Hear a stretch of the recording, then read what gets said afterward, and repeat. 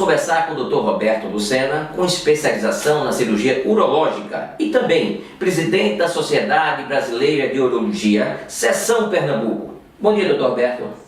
Bom dia a todos. Estou aqui à disposição para bater um papo sobre urologia, sobre litíase, sobre tratamento urológico. Fale um pouco sobre a sua formação profissional e seus projetos à frente da Sociedade Brasileira de Urologia. A formação do urologista hoje como um todo, ele tem que fazer, além da faculdade de medicina, ele passa 2 ou 3 anos na cirurgia geral, isso está mudando agora para 3 anos, e mais 3 anos na residência de urologia, ou seja, após a formação como médico, ele passa mais 6 anos na residência médica. Então, após aí 12 anos ou 11 anos, você começa a trabalhar como urologista, né? Adicionalmente a isso, eu fiz mestrado, fiz doutorado na universidade. Hoje eu sou professor adjunto da Universidade Federal de Pernambuco. Estou à frente, com muito prazer, da Seccional Pernambuco, da Sociedade Brasileira de Urologia, que estamos agora realizando alguns eventos. O próximo evento que a sociedade vai realizar é o simpósio do Vale de São Francisco, onde faremos um dia inteiro de atividade científica em Petrolina, e justamente para poder interiorizar um pouco mais a SBU. A SBU é uma entidade científica, cujo objetivo é a atualização, né, a formação do urologista. Hoje mesmo à noite, a partir das 19 horas, temos uma aula de formação para os residentes de urologia. Todas as residências de urologia de Recife vão participar de uma aula hoje, que são ministradas por especialistas, ou seja, esse projeto de educação continuada. Ainda existe o mito que o urologista é médico só para homem? Existe. É muito frequente, às vezes chega alguma paciente mulher, né, na recepção e fala: doutor, eu sou a única mulher, mas isso tem mudado, a gente tem atendido muitas mulheres, porque o urologista atua na parte gênito masculina, urinária masculina e feminina.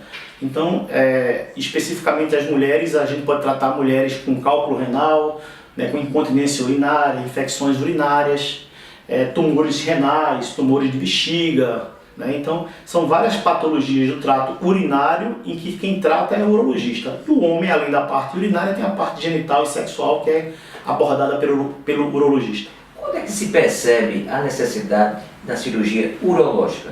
Existem várias situações, como a gente comentou, ou seja, hoje em dia, um dos meus focos de atuação é o cálculo renal, né? Existe uma prevalência, né, de cálculo renal na população em torno de 3%. Mas existe uma estatística mostrando também que durante toda a sua vida, um indivíduo vai ter um risco de desenvolver algum cálculo renal em torno de 12%. Então é uma prevalência muito alta, né? Então, principalmente nós que somos num país dos trópicos, né, o clima mais quente faz com que o paciente tenha uma maior tendência a ter cálculo renal. Então, além disso do cálculo renal, existe também a questão da próstata, né, que existem várias patologias da próstata, mas hoje em dia a mais temida é o câncer de próstata. Mas também temos a hiperplasia prostática benigna, que é um crescimento prostático que traz sintomas de dificuldade para urinar, formação de cálculo na bexiga, infecção de repetição. Então existe uma gama de situações em que um urologista é chamado a atuar, e muitas dessas patologias são patologias cirúrgicas, ou seja, o urologista é um médico que trata os problemas urológicos com um enfoque cirúrgico, não é uma especialidade meramente cirúrgica. É verdade que a água é um beneficiador em relação a toda a nossa parte, em relação a renal, a qualquer outra patologia? Sem dúvida, existe um conhecimento popular, né, que orienta, não, a gente deve beber bastante água. Isso é verdade. Ou seja, quanto mais água você bebe, logicamente, tirando os extremos, né, mas você bebendo em torno de 2 litros de água, 2,5 litros de água por dia, faz com que você se mantenha hidratado. E fazer com que você se mantenha hidratado evita que a urina fique concentrada, que é um dos fatores que atuam, né, que facilitam a formação do cálculo. A urina concentrada, ela fica rica em sais, fica rica em potássio, em sódio, né, e algumas substâncias que vão se agregar, né? Então essa agregação dessas substâncias na via urinária são os precursores da formação do cálculo renal. Então, quando você tem uma urina mais diluída, ou seja, mais clara, então você diminui esse risco, minimiza esse risco. Então, sempre é bom, assim, eu dou muito exemplo, muitas vezes que eu estou no consultório aqui, eu estou sempre com um copinho d'água, até com uma canequinha aqui que eu agradeço, pode ser uma de água, outra de café, que a gente está sempre bebendo um pouquinho d'água, o paciente acompanha isso. Então sempre oriento, eu devo beber muito tempo. Não, eu oriento o seguinte, se você trabalha no escritório, então sempre durante o expediente do dia ou da tarde, toma uns 2, 3 copos de água. Isso evita que você não chegue no final da tarde aquela urina concentrada, amarela. Isso que eu acho que não é benéfico para o indivíduo como um todo. Refrigerante e bebidas alcoólicas é prejudicial ou tomado como medida? Bem, todo refrigerante, a grande maioria deles, é rico em sal, em sódio, né? E o sódio é um componente muito importante da formação do cálculo. Hoje, basicamente, é um dos maiores vilões da formação do cálculo. Então, o refrigerante, obviamente, tomado com frequência e com muita regularidade, é um dos fatores que aumenta a incidência de cálculo renal. O álcool, né, além dos efeitos que a gente já conhece, que deve ser tomado com moderação, não existe trabalho mostrando realmente que o álcool seja um dos fatores que facilite a formação de cálculo. Alguns indivíduos têm aquele mito dizendo que você vai hidratar com cerveja, mas a cerveja é uma substância, é uma coisa hipertônica. Então, se você bebe bastante cerveja durante o dia, você não fica hidratado, ao contrário, você fica desidratado. É isso que traz aquelas famosas ressacas, porque você fica desidratado, isso traz cefaleia, traz mal-estar. Então, sempre que você ingere bebida alcoólica, é importante que você esteja sempre acompanhado com bastante líquido para poder ficar hidratado, para minimizar esses fatores da desidratação. O que é laparoscopia? Laparoscopia são procedimentos em que você viola a cavidade abdominal, ou seja, em vez de você fazer uma cirurgia aberta, cortar com bisturi, aquela cirurgia tradicional, você faz uma pequena perfuração, coloca um trocáter, né? E através desse trocáter você coloca uma câmera. E isso insufla a cavidade abdominal com CO2 e você coloca mais alguns portais. Então é uma cirurgia que você entra na cavidade abdominal, né? Então, láparo da cirurgia de cavidade abdominal, escopia de olhar a cavidade abdominal. Então, qualquer procedimento por vídeo em que você olha a cavidade abdominal é por videolaparoscopia. Então, você passa uma câmera, você vai ver o intestino, vai ver o fígado, vai ver o pâncreas, vai ver o rim, né? Então, são cirurgias em que você, através de pequenos portais, você trabalha dentro da cavidade abdominal. É uma cirurgia hoje em dia cada vez mais realizada, né? A mais popular, creio que seja a colecistectomia, né, que é retirada da vesícula, que apesar de não ser da área da urologia, é uma cirurgia muito prevalente hoje em dia. No campo da urologia existem várias cirurgias laparoscópicas, né?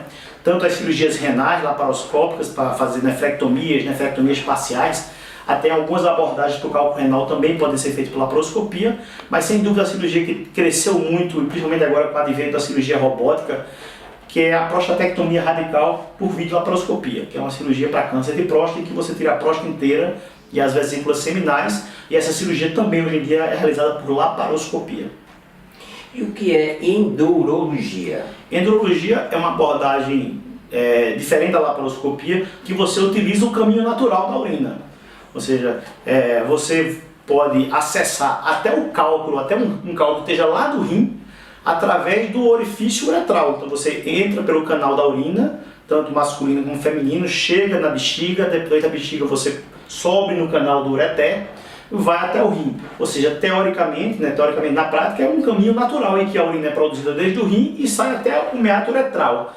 Então todo esse segmento hoje em dia, com os aparelhos flexíveis mais modernos, a gente consegue quebrar cálculos renais dentro do rim, o que antigamente era uma coisa inimaginável. Hoje em dia eu acabei de fazer, vindo ao hospital agora, fiz 3 procedimentos endurológicos, 2 cálculos no ureter e 1 cálculo no rim, todo por via endurológica. Qual é a vantagem disso? Normalmente esse paciente pode ter alta no mesmo dia ou no mais tardar no dia seguinte.